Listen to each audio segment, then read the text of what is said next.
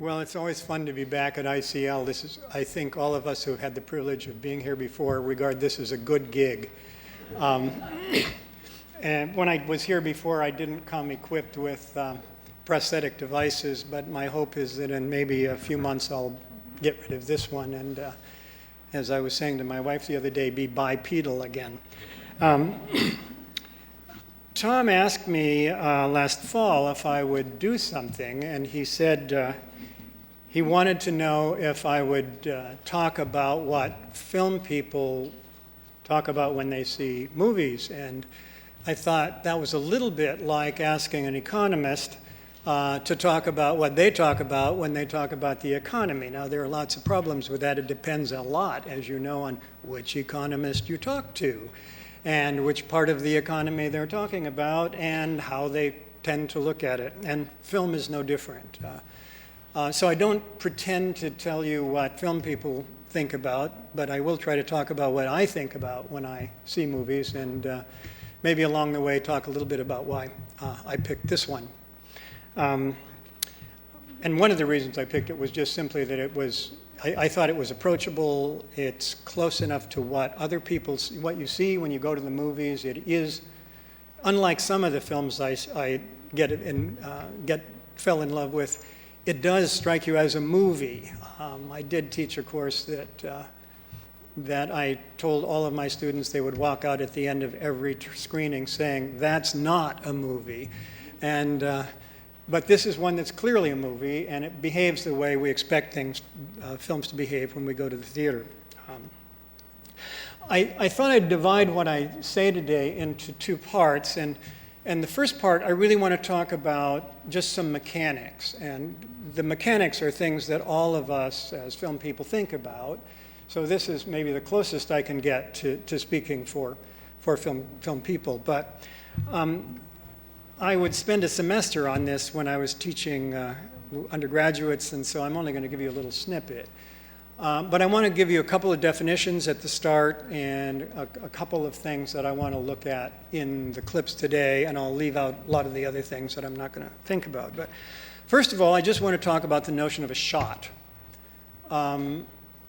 One of the things that gets lost when we just sit there and the lights go down and the film begins to unroll is it feels seamless to us, but it's seamed together bit by bit by bit. And a shot is that one running of the camera originally, but that one piece of film which is looking at something from a particular perspective before that changes. And you all know what that's like. You know, maybe the easiest thing is to explain something that you maybe never thought about seriously, but if you see a conversation in a movie, it's almost always shot this way. The first shot is what we call a two-shot. The two people who are talking are both in the frame. And then we cut to a one-shot where one person is talking, and the camera almost always is looking at the person talking, usually shooting over the shoulder of the listener. And you cut to the other person when they respond, and so on. One of the things I said in the notes I sent out to you was one of the hard things to see in films is what's been left out. But this brings up the first example of that. Almost never in films do you watch somebody listen in a conversation. All films are biased in favor of the speaker. And when somebody breaks that rule and doesn't cut that way and just keeps the camera on the listener, it totally transforms that conversation, and it makes you see that conversation in a totally different way. Anyway, so much for the shot. Now, I want to talk a little bit about how those shots look, just a few kinds of the ways. Most of the time, the camera is on a tripod or else handheld by a camera operator, mostly on a tripod, on a dolly maybe. And that camera is situated at about the height of an adult human being. So it sees the world from an adult human perspective. If those of you who remember seeing E.T. the first time might remember the beginning of the sequence and how strange and disorienting it is, because you see this whole long scrambling sequence with the camera down about here, and you don't know why. And it's only when you meet E.T. and you realize that's how tall he is, that's why the camera was down there. But seeing the world from that perspective makes the whole thing look really different, in that case threatening and scary in ways that you wouldn't see it that way. But the camera then tends to vary that position, looking either up or down. And if the camera is looking up at something, it's usually referred to as a high angle. So, looking down at something, it's a high angle. So if the camera's above somebody looking down, it's a high angle shot. If the camera's down here looking up, it's a low angle shot. Now, those things have consequences. If you're looking up at someone, they look more imposing, they look more powerful. If you're looking down on someone, they look more vulnerable, they look very different. And so that angle, when it's other than the normal one, is an important distinction. And I want you to think about that in the first clip I'll show you in a minute. Also, the camera sometimes is stationary. Lots of times it's stationary, but it might move. And there are lots of moves that it could make, but I want to mention 3 for this morning. One is it can simply sit on an axis and turn this way. It's called a panning shot. It may pan to the left, it may pan to the right, but it will do that typically to follow action or else to reveal something sequentially. It also can track, and that's usually, the term comes from the camera is usually on wheels and it's moving along some tracks, but it will usually track with something in order to follow action. It may track left, it may track right. It might also, it's usually called a dolly shot if it's doing this, but it might move up closer on something or pull back from something during the shot. I don't think I've got any examples of that in the clips I'm going to show. And one other thing, because you'll see this in a clip that I'll show you tonight, today is a boom shot. And that's simply that the camera is on a boom that allows it to go up and down very freely, and sometimes to go really, really high suddenly. And there are some really famous shots in cinema of boom shots. The most stunning one, I think, is the opening shot of Orson Welles' Touch of Evil. And if you want to see an amazing, about 3-minute or 4-minute opening shot, maybe the most amazing one I know of in cinema, go check out Touch of Evil and just look at that first shot. It's just staggeringly powerful. And it depends heavily on an amazing boom shot, which starts with.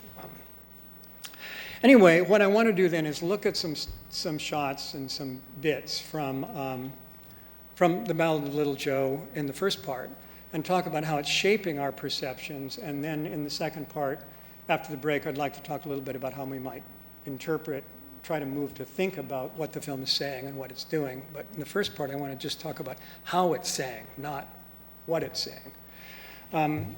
Okay. Let's get me out of the way here. And get this up. What I'd like to start with is the opening of the film. I always said to my students, pay really important attention to the opening shots and the closing shots. They're not accidental. Those shots are planned carefully to set up what the film wants to do and to sum up what the film wants to do. The job of the opening sequence, lots of times people who are thinking about the script call it an exposition sequence, because it's giving you an exposition of what the film is going to be about, and its job is to tell you, usually wordlessly, who the main characters are and create a setting that they're working in. And as you may recall, you get that quickly in The Ballad of Little Joe, but let's look at it again. I just want to look at the very first part, and I'll do the challenge that I always say to my students. Tell me how many shots you are and be ready to describe what the shots were in this sequence, okay?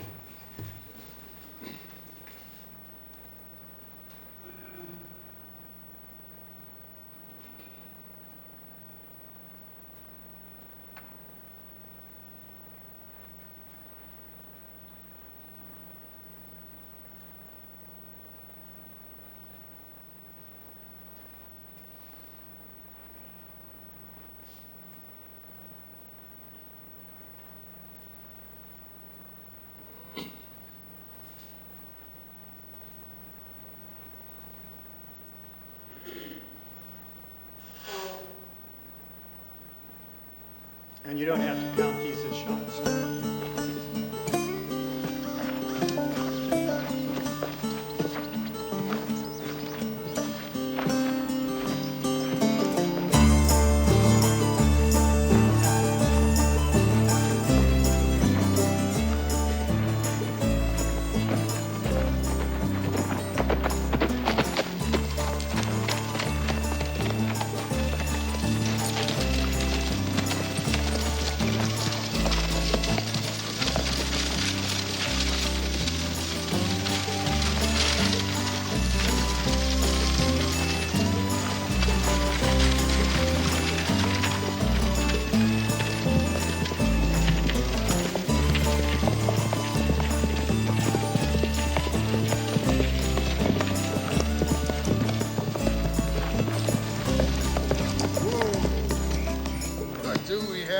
Ooh-wee.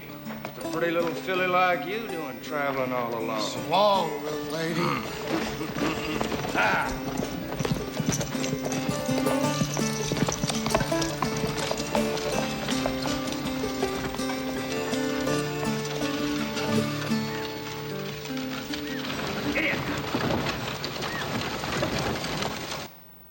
Let me just stop it there. How many shots, if you want to count this one? Three, okay. So describe them. Yeah, okay, it's probably from a boom and it's looking straight down. And that already is really unusual, right? You just don't see shots looking straight down on someone. And you don't see her, you just see the parasol in the first shot. And then the second shot.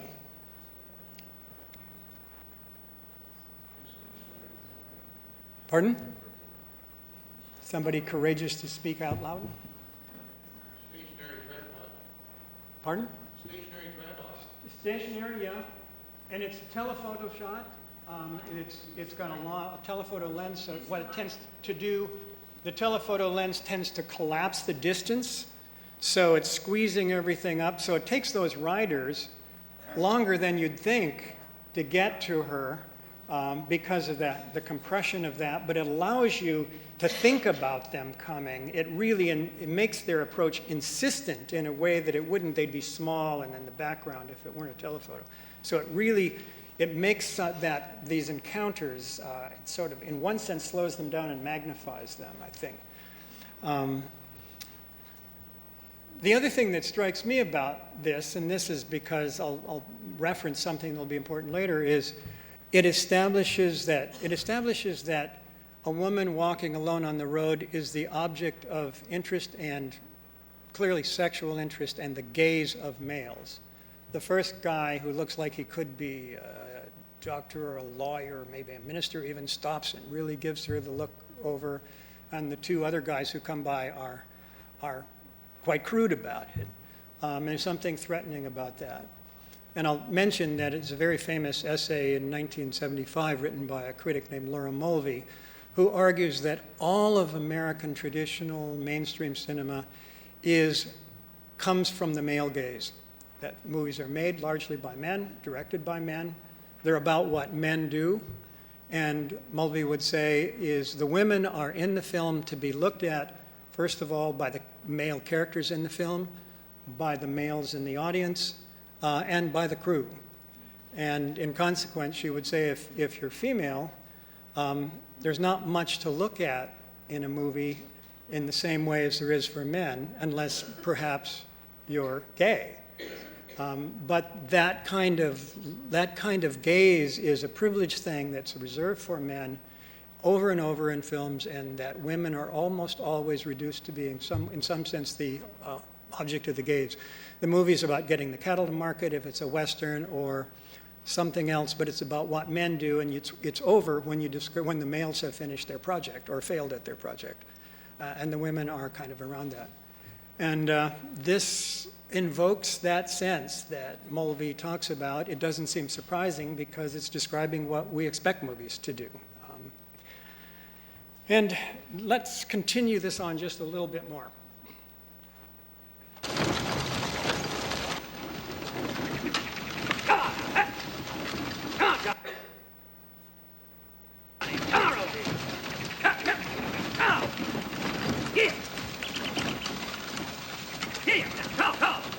Get in. Get in now. Hello there. Hello. Which way you headed? This way. Aha! A female vagrant. I'm not a vagrant, sir. Well, that's what they'd call you in any town I know, if they was being nice. I'm traveling. Well, where are you headed? I haven't decided. Vagrant, like I said. Which way are you headed? That way. You want to ride? Come on. Come on. There we go. Whoa! Oh, you've been lugging this? Come on now. Don't forget. There we go. Ah. Whoa, whoa, whoa. The name's Straight Hollander. Josephine Monahan.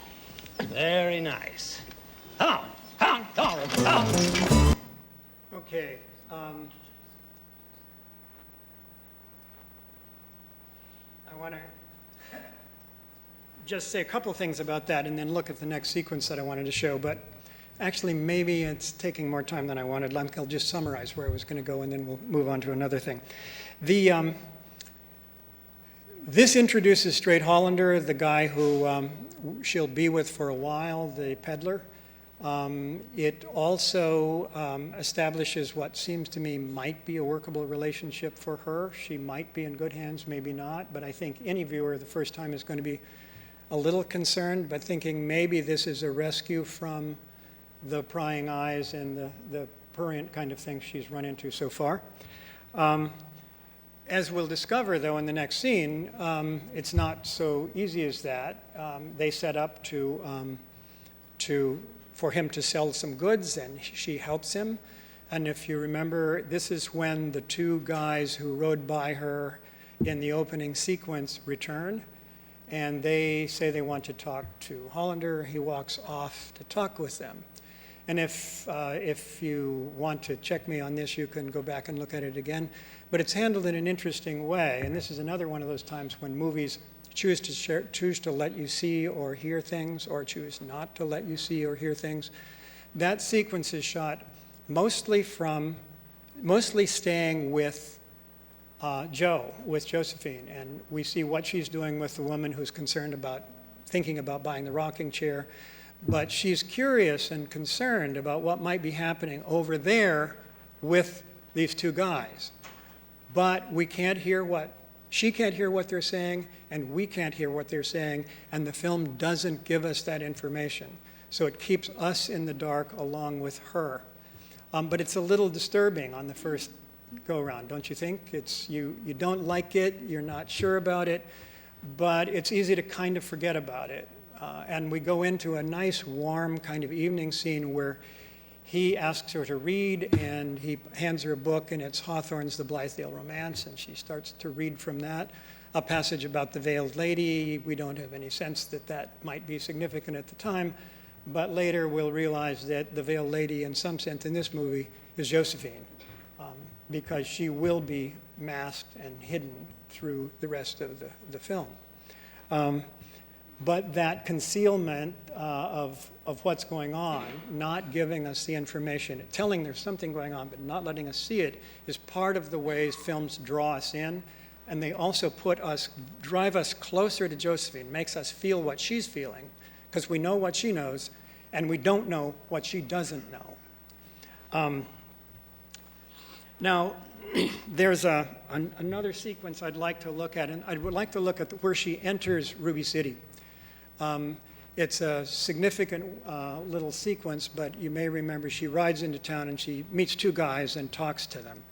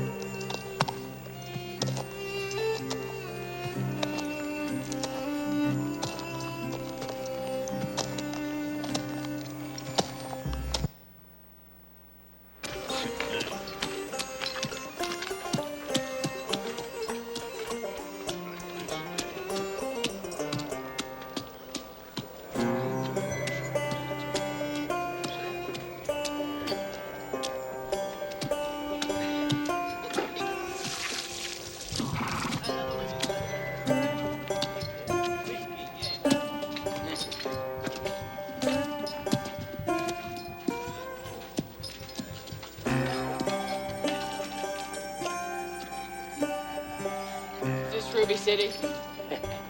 Yeah.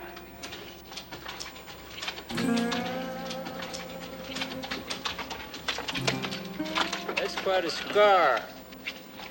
Living.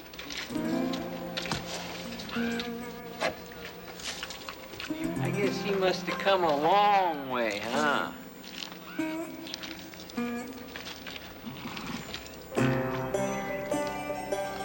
What's your name, kid? Joe Monahan, sir. Well, I'm Lyle Hogg, and this here is Sam. There really rubies in these hills? Poor kid. That's what the first man thought, but they just turned out to be garnets. Hills are full of them. And they ain't worth much at all. Okay, one of the things that movies do, especially if they're genre movies like this, it's a Western, we've all seen Westerns, and so we have certain expectations. Did this scene remind you of anything?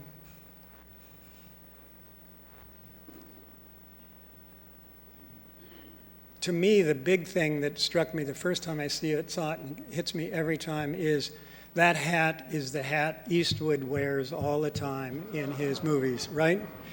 And it's just really feels like an Eastwood thing. It's interesting that this film came out in 1993. Eastwood's last big Western was Unforgiven, made in 1992.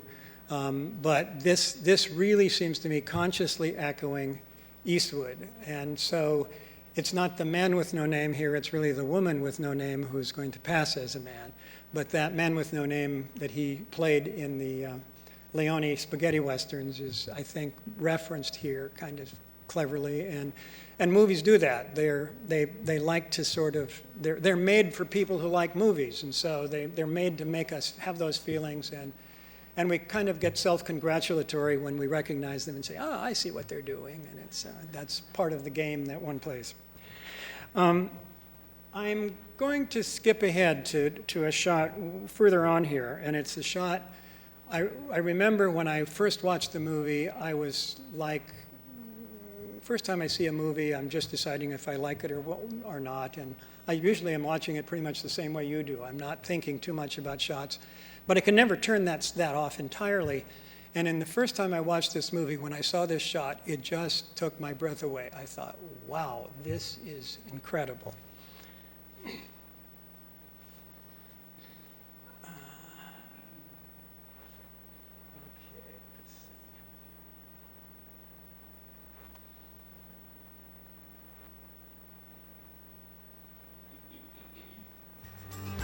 Want that?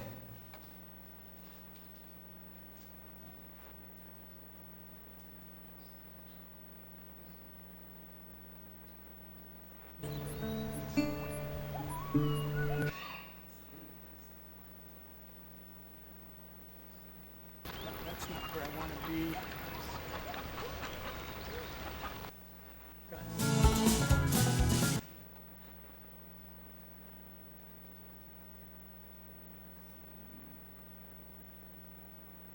Let's do that again.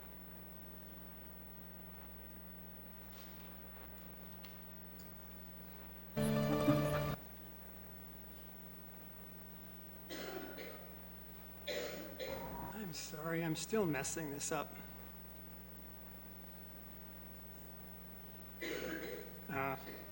Looking at the wrong page here.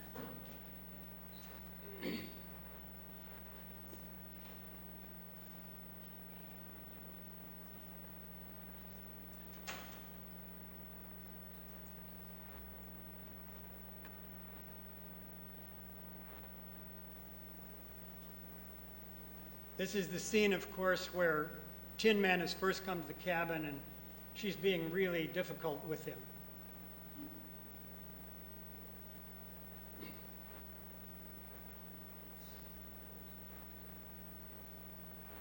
And the next morning, this happens. What have I done?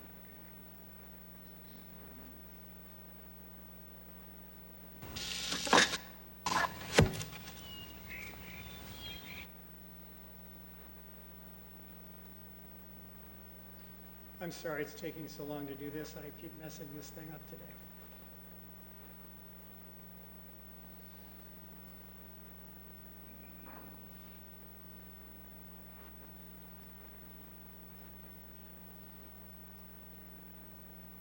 Yes, Mr. Joel.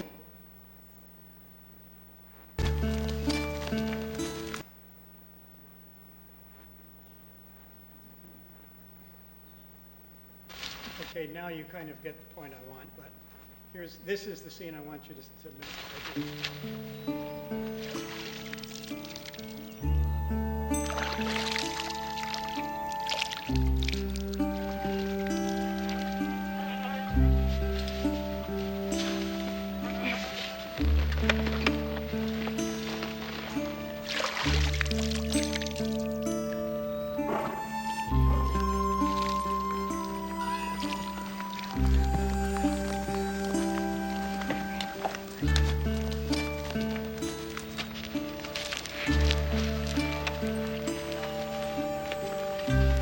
I left you some mending.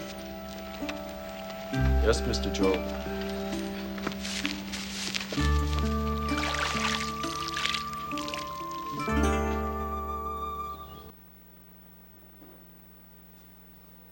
It occurred to me when I saw that shot, it was the first time in decades of watching movies that I'd ever seen the male body displayed for the female gaze. It just kind of took my breath away. I thought, that's what happens finally when you get women directors.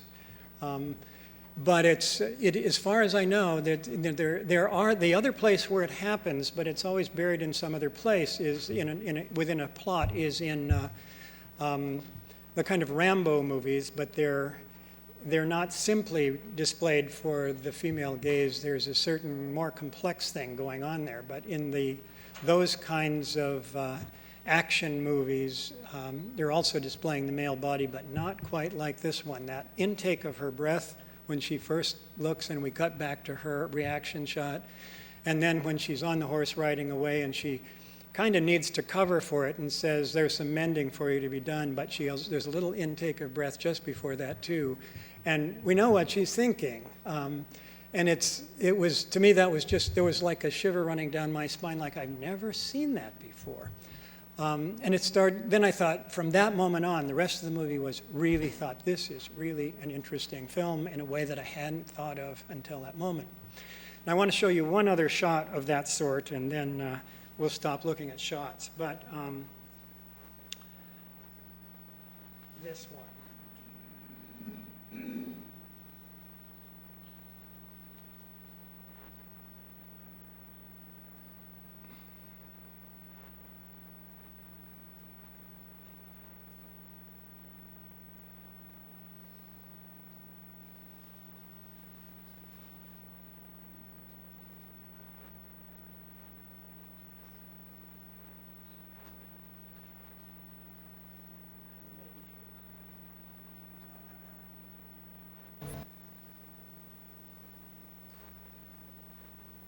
You get this in reverse as I back up to it, but you'll see what I wanted to see.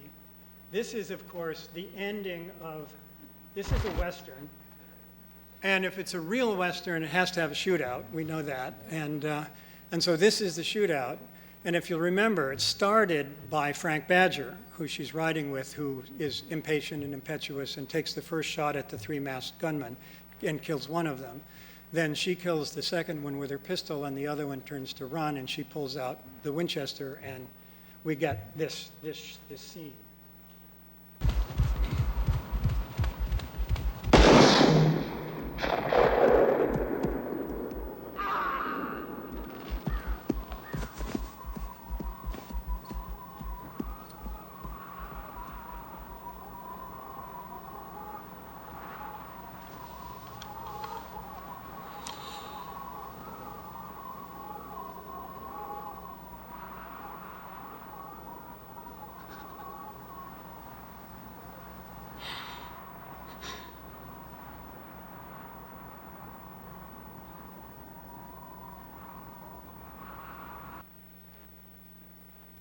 And that one, too, struck me as something I'd never seen before. end of a gunfight is handled in different ways, but it never had, and maybe I should explain that shot too. It's what's called a Steadicam shot. There's a rig that you can get that has gyroscopes in it, so you can have the camera resting on a shoulder of someone, but it will keep it from wobbling while the cameraman moves. So it's the cameraman shooting from behind her and moves around in front of her. And of course, looking over her shoulder seems typical, but for the camera to pull around, the first thing that's really kind of cool is that tear that's run down the end of her nose that drops off, and then we come around to her tear-stained face. And gunfights don't end with tears, not that way. But again, it's completely changes the meaning of the exchange for me. And it's that kind of framework and those kinds of choices in shots that were largely part of why I was drawn to the movie, and I just thought it would be fun to share with you. I want to be well behaved today, and I had a bad reputation when I was teaching of running overtime, so I'll see if I can not do that too much today. But I get started, and then I have all these things I want to talk about, and hate to give up the chance to do it. I wanted to, I'm going to break what I said before and show you at least one more clip. And partly I said to my wife at the break, it suddenly occurred to me that she wouldn't forgive me if I didn't show you her favorite shot of the movie. And I can guarantee that all of the women in this group will remember the shot fondly, and it's well earned because there haven't been enough of these kind of shots in Hollywood movies.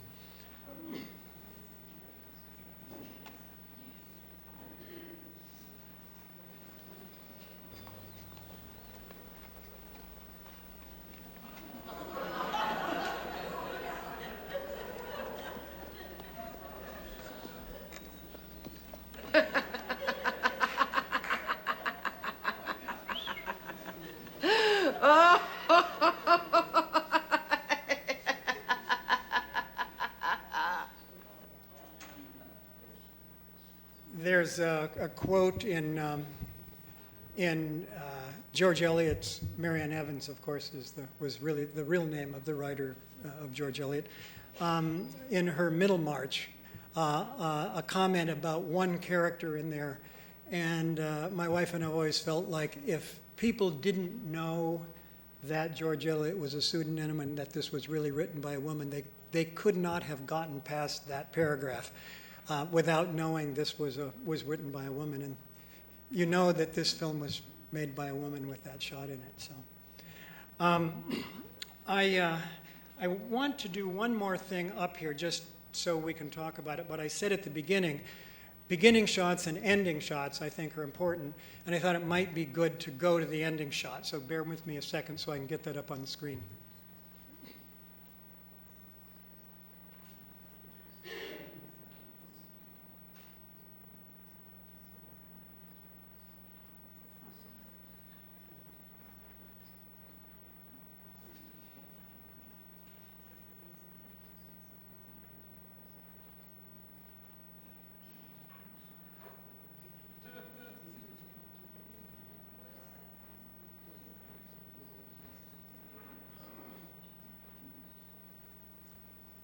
So this is really the ending shot of the film, and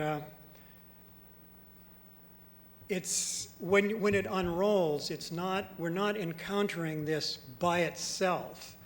We have just before the scene where they take the photograph of Joe on the horse, of Joe's corpse on the horse.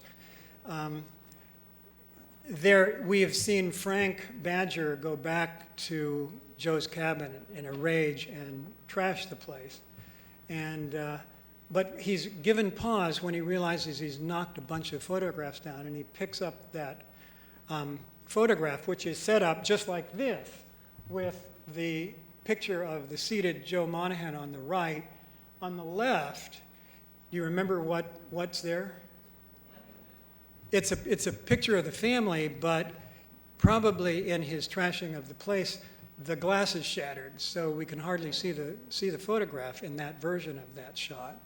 And so, in a way, there are two things operating: this juxtaposition and the juxtaposition that he'd created by breaking that, with the shot of sort of broken, if you will, photograph of the family, now replaced by Joe on the horse. And to me, there's some thinking that's in calculation that's gone into that. So anyway, that's all I wanted to do with images here. And maybe it's best to bring lights up because I won't talk about this otherwise. I wanted to say a few things about Westerns and genre. Hollywood uses genre to ensure audiences. It costs a lot of money to make movies. You want to have a sense that you're going to make money on it. So you'd like to have proven formulas, and genres are one way of proven formulas. Westerns used to be a real proven bankable formula. They aren't anymore. But people, it's a kind of packaging thing. People look at that and say, oh, it's a musical, or it's a Western, or with me, it's a documentary. But we have certain expectations, and each genre has certain things that really set you up to think about. Musicals are set up as a strange bifurcated juxtaposition between a vaguely realistic narrative and a kind of poetic, these lyrical breaks where there's people suddenly break into song and dance. I can't do that right now, but and it's the byplay back and forth between those two modes of expression that make musicals so interesting, at least to me. And it's like having a novel that suddenly, at intense moments, suddenly turns into lyric poetry, and then suddenly reverts back to prose. And it's that movement back and forth between poetry and prose that makes musicals so interesting to me. I'm intrigued by documentary because documentaries pretend to be real. They make truth claims. They say, this is true, we didn't make this up, this is really true in the world out there. And yet, they're always making a point. And so the question is, what of this is evidence and what of it is argument? And how can we separate the two? To me, that's the really interesting game to play with documentary. With Westerns, it's really about the persistent myth of the founding of America with a group of people coming from somewhere else, in flight from something, landing in an unknown wilderness, where the old, strong social institutions that maybe partly sustained them and partly oppressed them are not there. And they have to deal with what institutions to save and value and what institutions to try to get rid of. And it's about that struggle. It's about what Frederick Jackson Turner called it the Turner thesis, that the frontier was the thing that shaped the American character. And the frontier, of course, was in the east, but it kept moving across the country until it arrived where we are here at the edge of the Pacific Ocean. And then Turner said the frontier disappeared and America began to change because that thing was gone. But it lives on, especially in Westerns. Now, the frontier in the Western becomes symbolic of all kinds of things. At certain times, the frontier will be the Mexican border, and in those times, often the films are about our wars. In the early 50s, films about the Westerns about the Mexican border were often meditating on the Korean War. Whether people thought about that connection directly or not, it felt relevant because the issues that were being pitched there were being played out in real life for them. Later on, those Westerns, when Peckinpah made The Wild Bunch, for example, were starting to reflect on the Vietnam War. I always thought that Magnificent Seven, which came out in 1961, was largely a kind of hymn to Kennedy's plan to send the Green Berets into Vietnam to solve this mess. That was, of course, the first mistake in a lot of mistakes that we made there. But in the Magnificent Seven, it all works, well, magnificently, right? And you couldn't make the Magnificent Seven in that way again. It would be interesting to see the new Magnificent Seven when we don't have that same vision, and I'm sure it looks much, much darker. From what the reviews I've read, it is much, much darker. But it would have to be, given what we've been through since that came out. So part of the question for me is, what's the background of this film in 1993? And there isn't a sort of one thing you can point to, but there are a lot of things that seem to me, first of all, we've already established this is really a film about women and trying to redress the ways in which women get overlooked and the ways in which women may well be able to do just as well as men do, even in the things men claim to be their purview. But I started thinking back on it, and I thought, the decade before that, Sandra Day O'Connor had been named to the Supreme Court for the first woman to join the Supreme Court. Sally Ride had become the first woman astronaut. Geraldine Ferraro had been the first woman vice presidential candidate. It felt like there were a lot of glass ceilings getting shattered. It was about time for something to happen, I think, in Westerns in that regard. In movies, 2 years earlier, Thelma and Louise came out, which turned a buddy movie into a female buddy movie and confounded all of the males who were trying to run them down. The first Alien movie had come out in 1973 with, now I'm going to black out on the woman who played the part. Pardon? Sigourney Weaver. Yeah, and Sigourney Weaver is the astronaut hero, and the villain, the alien, is also female. So it was another kind of invasion of genre films that were normally preserved for men were getting taken over by women. But Westerns really hadn't been done so much as they had. But it seems to me that that's part of it. Another film that strikes me as related in a way that came out the year before this one is a film that some of you may have seen, The Crying Game. It's set in Northern Ireland and in London, but it's about gender confusion. It's really about, though the name wasn't around at that point, but about a transgender woman. We don't know the whole secret of the film was the audience doesn't know that she's transgender and until a crucial scene when she disrobes. And we have been following the male protagonist who is about to go to bed with her. And when she disrobes, he rushes to the bathroom and vomits because he can't quite deal with his sexual panic at that point. This doesn't get to that point quite so far, but it does deal with the sexual confusion, and to some degree I would submit that Frank Badger's rage is that rage. It's the rage of being taken in that way. So it seems to me in those ways the film is very much a part of a period of a certain kind of feminism that was very much in vogue in the 90s and in the 80s.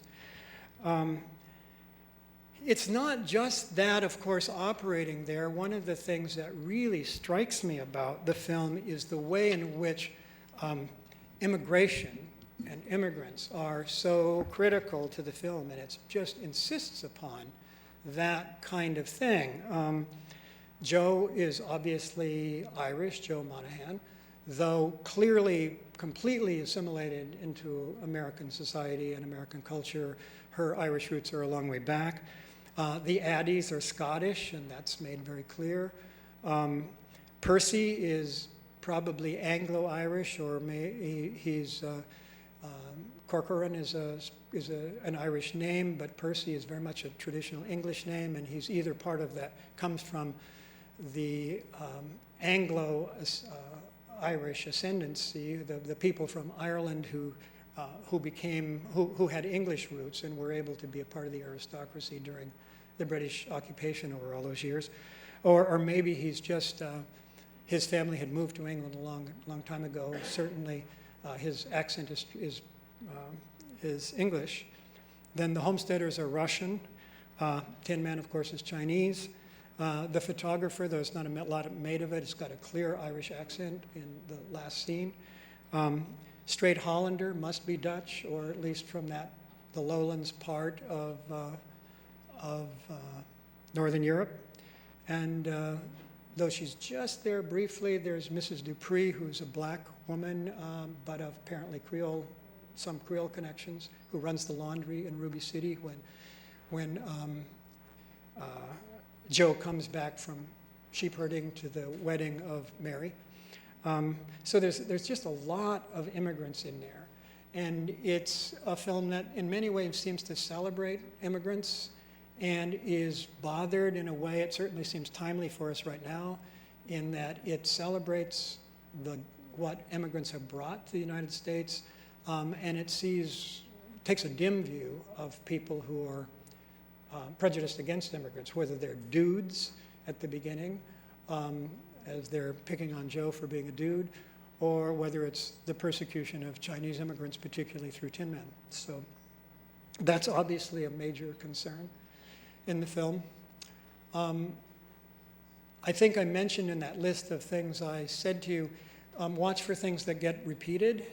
I used to say to students, if something happens twice, you should pay attention to it.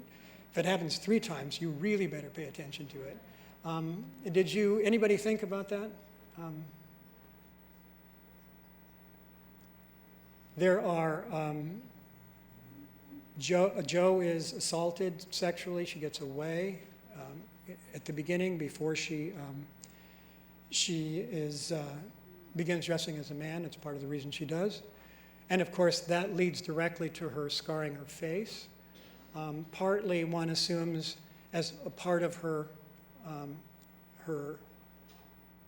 costume, if you will, what will conceal her, but partly perhaps too an act of self-mutilation, of anger and frustration over allowing herself to be seduced by the photographer and get herself in trouble with her family in the first place. But so in many ways, that assault we see is preceded by another thing that's been damaging to her.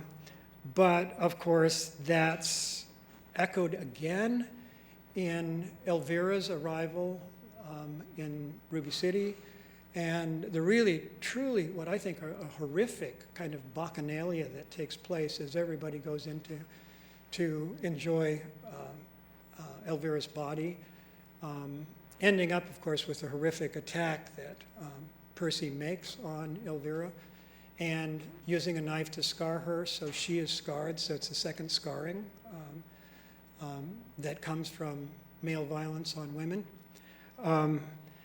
Then, in some way, that feels like it gets extended a little bit out by the assault on Tin Man, when when she rides in and sees him there. Joe has been, and maybe I should say Joe has, and think of Joe as male once he's taken on that role, but Joe has, perhaps because he feels threatened all the time and is an outsider here, sympathizes with other outsiders, and the first thing he does is tell Frank, dudes have as much right to be here as you do. Then, of course, it's not too surprising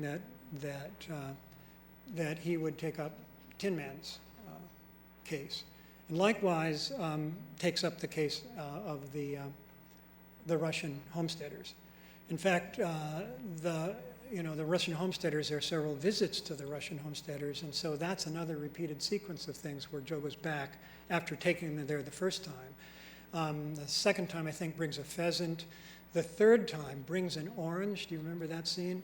And it's just a wonderful scene of two panning shots, not following the people, like that last panning shot over the faces is appropriate because that's where the action is. Here, the panning shot is with the orange as it's passed around and everybody first smells it. And then the mother peels the orange and then is passed around the segments, and they're passed around. And it's hard not to see that as a kind of communion sequence with 2 parts. It was the body and blood. Here it's the smell and then the taste of the orange.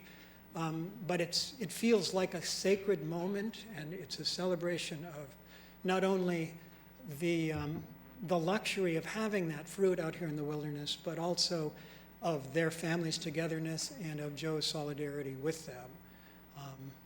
I don't know if any of you noticed it too, this is just in passing, there's that wonderful, wonderful shot in the middle of the Bacchanalia in Addie's saloon.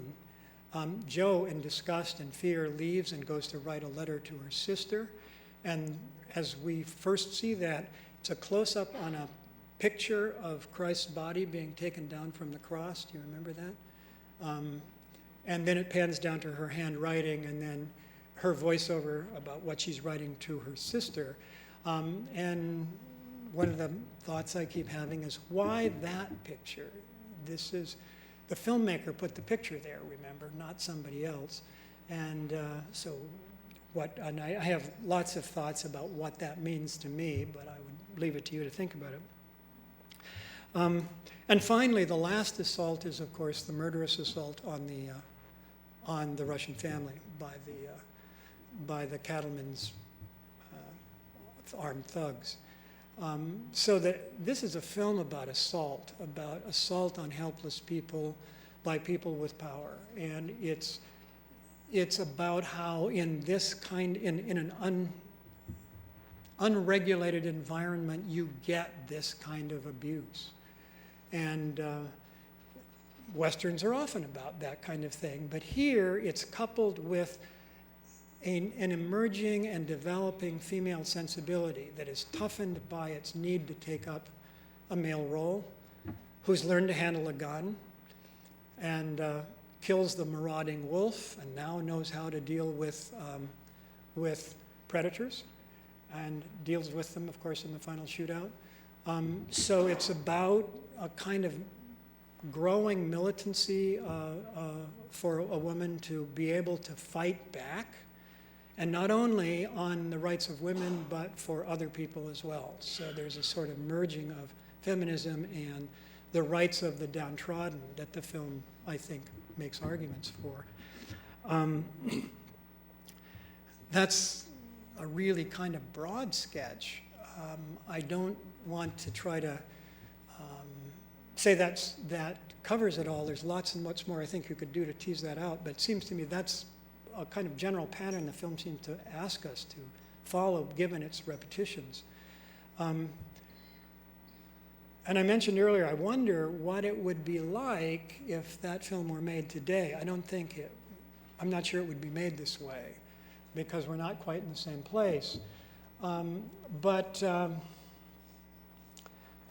there are various stories about the historical Jo Monaghan, and one of them is more or less the one that the film tells, that Jo Monaghan may have had a child out of wedlock and made her way west out of the shame of that. And so there's certain Hawthorne echoes here of Hester Prynne too.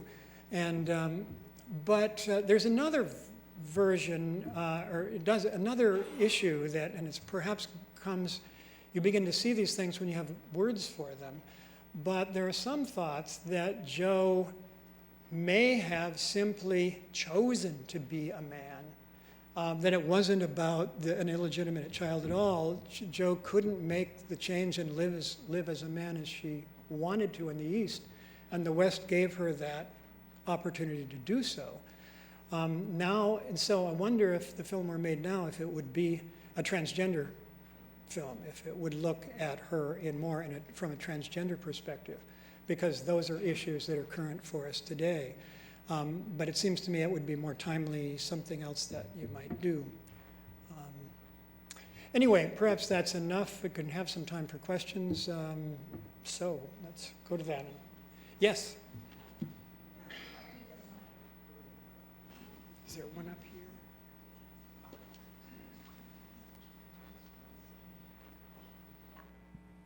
This is Kathy.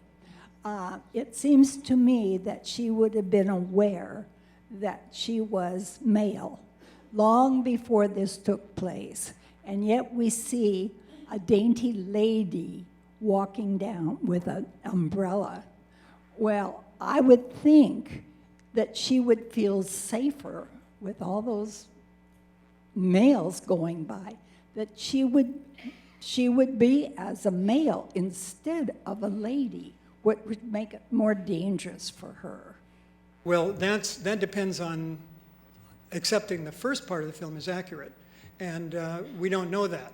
So Jo may have come to the West dressing as a man from the beginning, but the film has her make the change coming out. No, but that doesn't seem honest to me.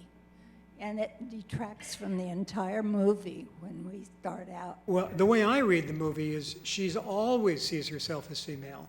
And that attempt to revert to a female role, and she's been forced into it. She doesn't really want to be male, but once she's taken up that role, she can't figure out a way out of it. And it's compounded when Tin Man appears. So now it's really complicated. So I tend to read it as not that she wants to be male, but she accepts the role because she feels forced into it, so she has to play the part. Yes? Okay, my name is Joel. The one character that was unbelievable for me was Tin Man. He was supposed to have had a career of 20 or 30 years or whatever it was with the railroad as a coolie, as a laborer, but yet he spoke very, very sophisticated usage, beautiful English, and it showed a real contrast. It humanized him compared to the fact that he was a source of, or an object of derision from the men who are going to lynch him and making fun of him. But I just found that kind of hard to take. Yeah, I do too, for a couple of reasons. One is that unlikeliness I agree with, but I think you've already hit on probably the dramatic reason why. You make him very articulate and bright because it humanizes a dehumanized minority, a minority that was being dehumanized at the time. It also bothers me a little bit that he is treated, the fact that a male is treated as a sexual object, we males have earned that. You know, every time males get treated as a sexual object, we have to say, yeah, you're right. We've got a lot more of that coming. But Tin Man's not just male.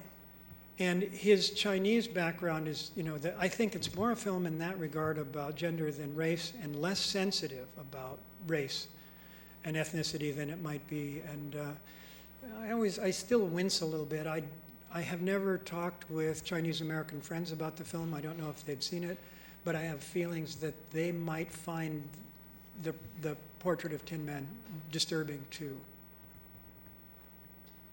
Thing that struck me is, this is Glenn, the thing that struck me is that cowboys are usually a pretty hairy lot.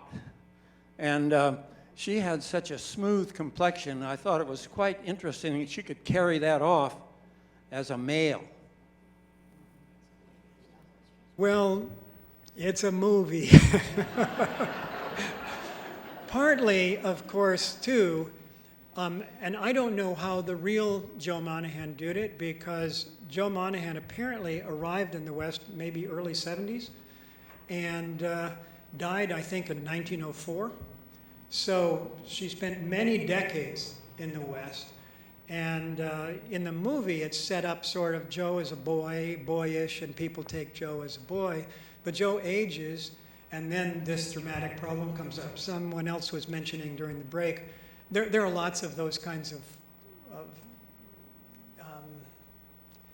things that aren't very realistic. Someone pointed out what I've always felt too.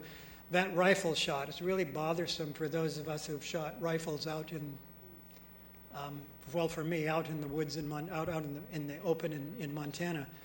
But that you hear that shot of the bullet. You really do hear that. But the impact is a lot faster than you hear it. The sound comes back more slowly.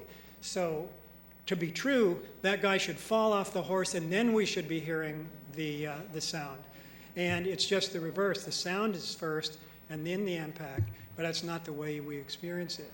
But dramatically, the sound helps create the suspense.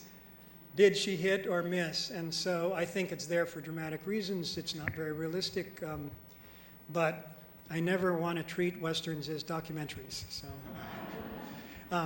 and they're cheating in all kinds of ways.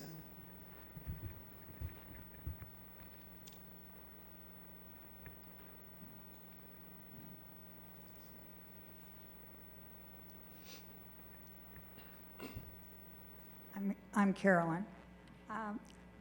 When you talked about the different things that were going on when this film was made, the director did not ease us in. It was like, to me, in the scene where he is working and moving that log, and she asked him, "Oh, you worked on the railroad?" And then he said, "Yes, but I'm not very strong." And to me, it was a feminist thing that the next thing you see, she's carrying lumber and she's hammering the nails and all that. And so they were trying to make a point, I think, very blatant point that, about feminism and that women can do it too, Yeah. type of thing. Yeah, I agree. In fact, there are all these role reversals. I've left some mending for you. He's cooking. She wants to make a pie. He says she can't make a decent pie.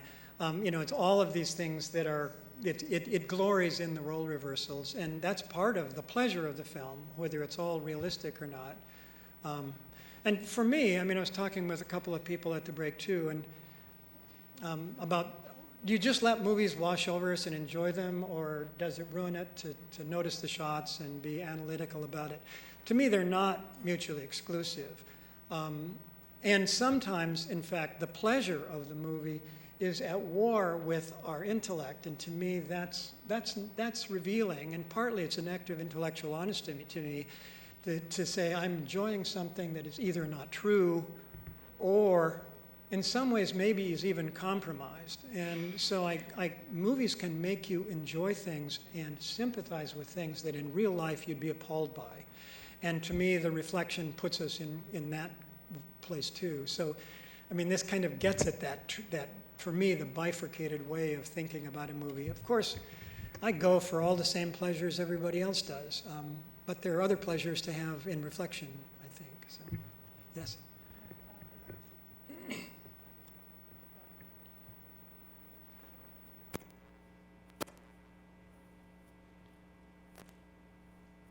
Help is on the way.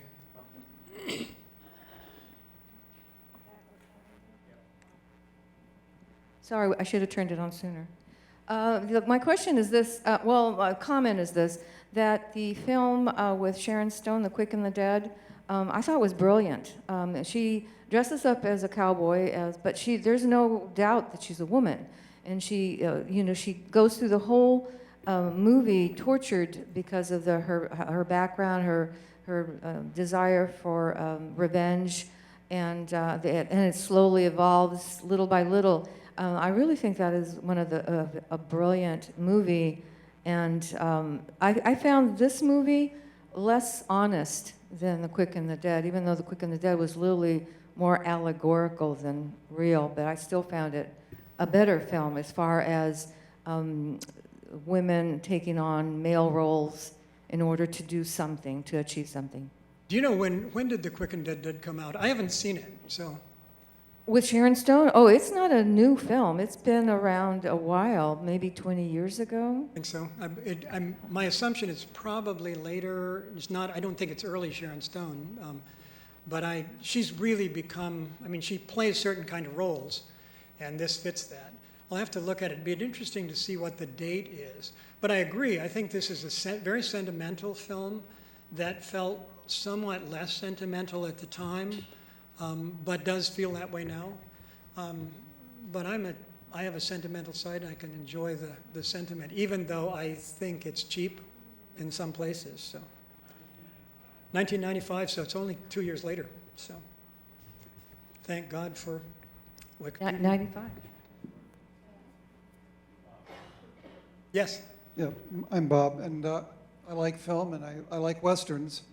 I'm puzzled by the disappearance of the Western, at least this is not the heyday of Westerns or the golden era. I want to make 2 or 3 observations and then ask you a question about Westerns. One is the frontier concept. I don't think I completely embrace the theory that it's about frontier, but it is about civilization and the role of violence in America. Westerns, as I understand the genre, and I would make a distinction between movies that take place in the 19th century that take place in the West, Paint Your Wagon, and Westerns, which have a certain character to them. And in that, there are a couple of things normally going on. One is there are bad guys who are decivilizing or preventing civilization. You see this in the Ponderosa series on TV. And you're always fighting those bad guys, trying to tame them and bring order.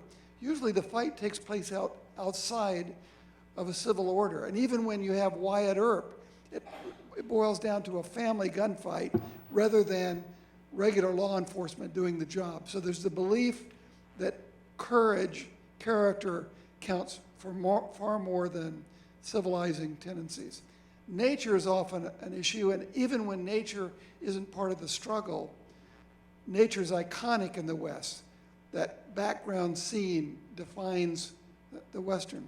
Now, Westerns came into being in the 19th century in penny novels. And they've always been fictional. But there was this era in America from the late 20s, silent films, through the 50s, and starts to dissipate in the 60s. Yeah, it's the early 60s when it starts to change. Yeah. And I wonder if you have any observations about why this genre had those characteristics for that period of time.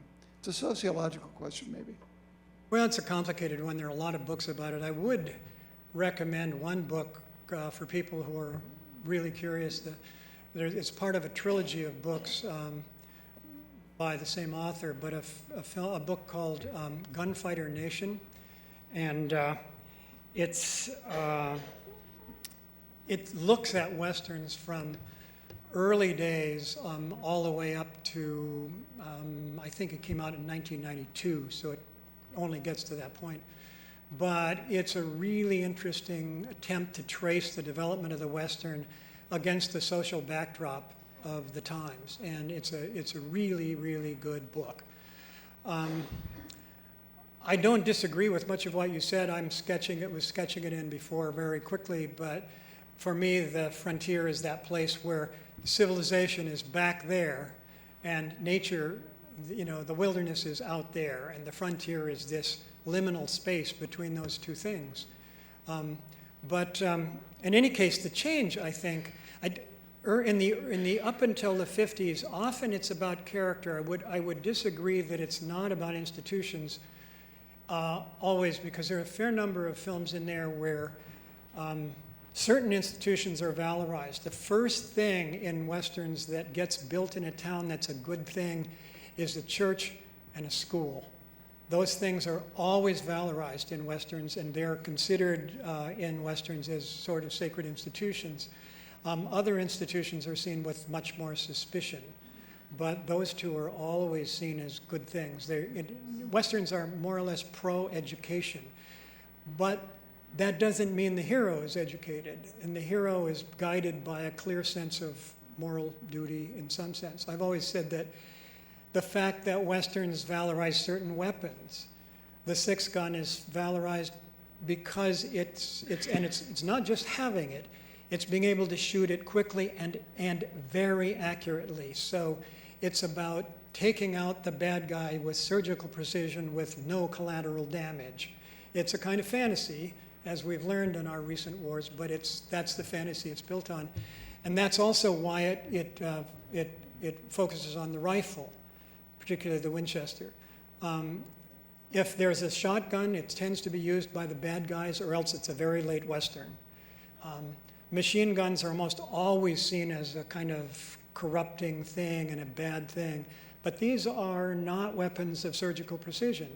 And I think you're right, it's about being able to, it's about, there is a fantasy in the Western. It's a fantasy of being able to banish evil, to banish anarchy, because if the institutions are back there, they're about too much regulation. If it's the frontier, it's about the daunting sense of anarchy. And the gun is a way of negotiating that space. But the fantasy tends to be about someone who can come in and do that, and what will come after that is a peaceful, harmonious, and free society. It's the fantasy that we Americans all want to live out. I don't think it matters whether we're Democrat or Republican. That's what we hope for.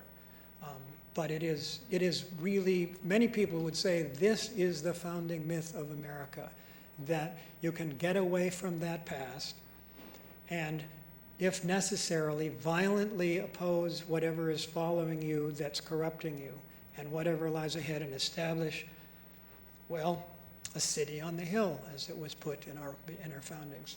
Not a city on a hill because it was everybody wanted to be that, but because everybody was looking at this experiment, and it was really, we really have to pull this off. And so the scrutiny is on us. To me, that's what makes, that's at the heart of what America is, and so Westerns really get at that in some ways. But yes, you had a response. Yeah, I've thought a lot about that. In some sense, if you were really focusing on the early days, they should be there. The last Indian wars in Oregon were in the 70s. So you'd think there would be Indians maybe in the first part. But there are lots of Westerns that don't have Indians in them. I have, however, thought a lot about Westerns, and I suppose the article I've written that's been read the most and gotten the most interest was a look at Ford's treatment of Indians. And I've always said there aren't any real Indians in Westerns, only Hollywood Western movies, Hollywood Indians. But you can see, I argued in Ford's Westerns, that at least as they went along, Ford himself began to point at the fact that if there weren't real Indians in there, they were real Indians somewhere, and we needed to pay attention to them. There's a line in Fort Apache. Most of you probably haven't seen the film, but it's about a very Custer-like figure played by Henry Fonda who comes to the West, and he takes over this fort, and he knows everything. He doesn't have to learn anything, and he's about to just completely change everything that's been done. Finally, he's on a campaign, and he thinks the Indians have gone into this canyon, and the John Wayne character says, they're down in that canyon, and Fonda says, well, I don't see them, not a one. And the Wayne character says, well, they're down there, sir, hidden among the rocks. And I always thought that there are real Indians in our West, but they're hidden in the rocks of our history, and we don't really see them in Hollywood movies very much. I value, therefore, the few Native American filmmakers we've got.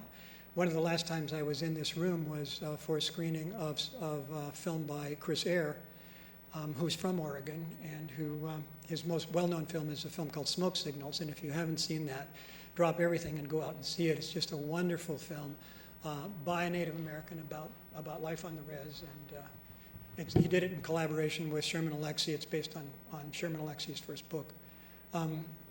But there are increasingly Indians, not very many, like not very many women filmmakers, who are making films, and I treasure every one of them because we fight and get to see how they see themselves. It always has seemed to me that if there's one fundamental right we would like everybody to have, it's the right to tell their own version of their story. And if we cut off those stories, we impoverish our awareness of the world. We want our voice to be heard. Theirs should be heard too. And we shouldn't just be telling stories about them. We should hear what they have to say. This is Anne. Yes. I'm curious to know what you think of the title of this film, The Ballad. That we usually think of poems and songs that have certain characteristics. Do you think the director was? Well, the ballad, of course, has a long tradition in Europe, and it's often a sort of moralistic tale, or maybe not just moralistic, because often the ballads have darkness in them, and it's not a clear good bad, but they're often morally complex, and I would argue this film is, in spite of its sentimentality, pretty morally complex. And I think of it more in that sense. To me, the other thing is it's got these long montage sequences that are wordless with just music, and they're very poetic. It's more like a musical in that regard, except, The sequence of the first attack on Joe is that way. The sequence when she's learning to herd sheep painfully and slowly and struggling with it. It's completely wordless. The shearing afterwards is wordless, and it's only at the end of the shearing at spring that it reverts to being the same thing. There's at least one. Oh, I'm trying to think. There's one other long wordless sequence that's not coming to me, but it seems to me that it evokes a kind of poetic telling of a tale that maybe is partly an apology for its not being entirely realistic. But yes. I was just going to comment that all the towns I know of in Montana that had a church and a school had at least one saloon, sometimes two. Well, Mark Twain said something, I think it was about Virginia City, Nevada. He said there were, I think, a couple dozen saloons, a half a dozen of something else, and some talk of building a church, which is probably more the way it really worked. But in Western movies, the church and the school are big things in the communities when they come. All right, any more questions? Well, we thank you for a very interesting presentation.